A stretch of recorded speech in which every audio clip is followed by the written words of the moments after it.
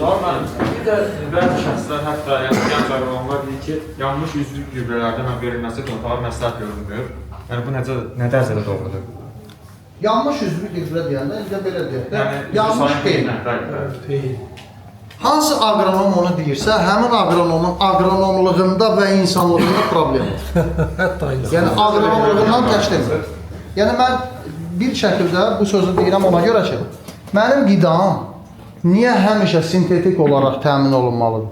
Bir tikə peyin tapıb verəcəksənsə, heç olmasa bu ölkəyə tam da olmasa 1%li bir orqanik maddə əldə edir də bu meyvə. Yəni orqanik maddə sənin sağlamlığındır.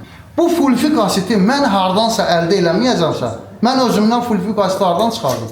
Bu fulfik asiti nədən əldə edə bilərəm? Verdiyin qumatdan, verdiyin peyindən, verdiyin hansı orqanik maddədən. Sən də bu orqanik maddəni verməyəndən sonra sənin yetişdirdiyin meyvədən mən kirlənmirəmsə, sənin meyvən mənə nəyim lazımdır? Başa düşdünmü nə deməkdir? Kirlənmək yəni toksik maddəni atmaq deməkdir. Orqanik meyvə yeməlisən ki, kirlənəsən.